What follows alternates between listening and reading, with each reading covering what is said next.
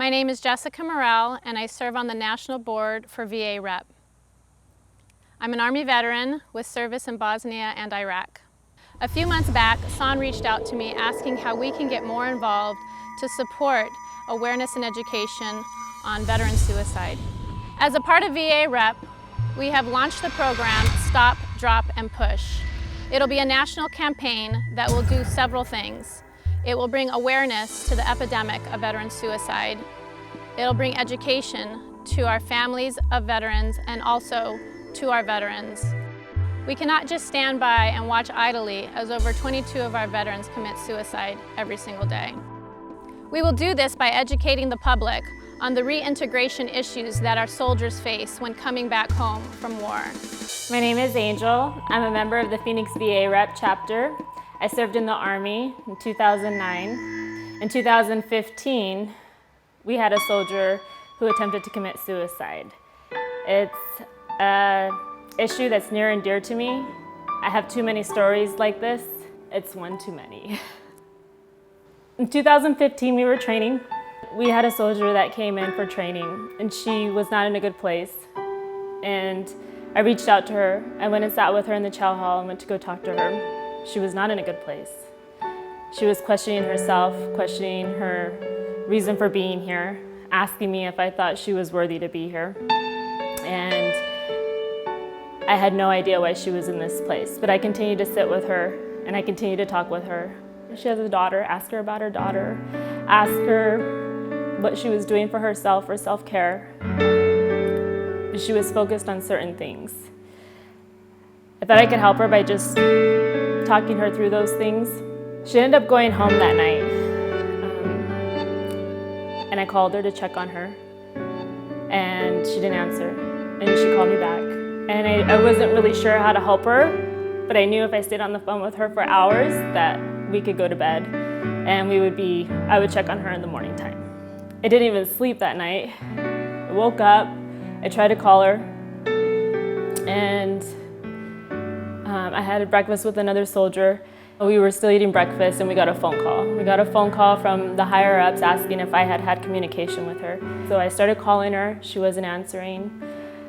Started calling her, she wasn't answering, and she had always returned my messages.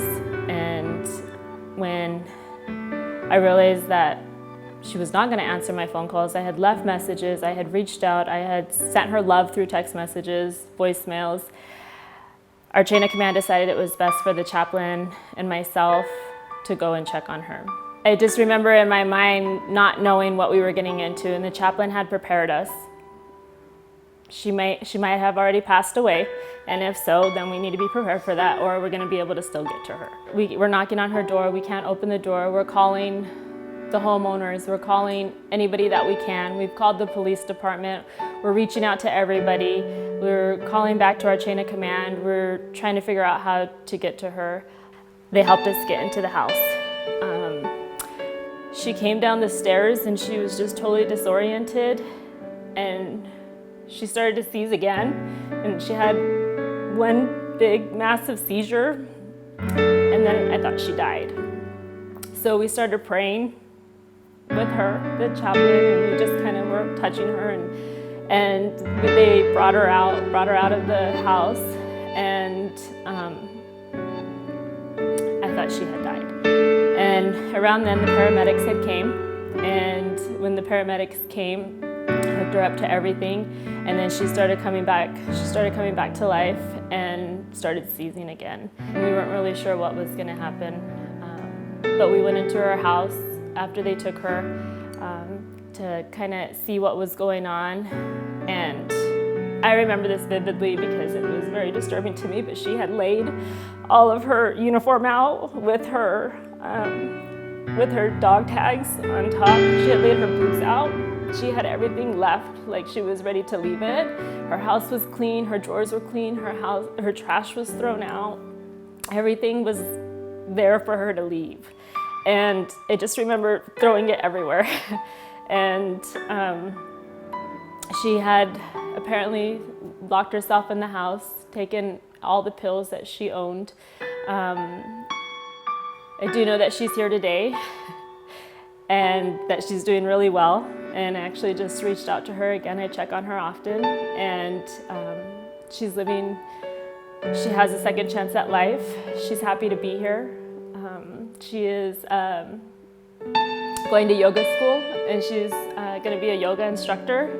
And she says she's happy and she's doing really well, but I don't ever want to see that again. And unfortunately, she's not the only one that I've gone through that with. It's one too many. Ask a veteran, ask a soldier, ask a loved one, are you okay? What's going on? Start that communication with them. Look into their eyes, see how they're doing, and really find out where they're at, you know, because they're not okay. They might not be okay. And if they're not, don't leave them. Don't leave them. And don't be afraid to ask, are you going to hurt yourself? Are you feeling hopeless? Do you want to kill yourself? They're hard questions. You have to ask them. They will tell you. Together, we can close the gateway to veteran suicide. Supporting the Stop, Drop, and Push campaign is easy as 1, 2, and 3. First, you can do 22 push-ups to represent the 22 lives that are lost every day in our country, and then donate $22 to the Stop, Drop, and Push campaign. Second, you can challenge 5 of your friends on social media to also do 22 push-ups and have them also donate $22. And third, have those friends challenge 5 of their friends to do the same thing. Stop, drop, and push. Stop, drop, and push. Stop, drop, and push. Stop, drop, and push. Stop, drop, and push. Stop, drop, and push. Stop, Drop, and Push campaign. Creating awareness to fund programs that promote stability and prevents veteran suicide.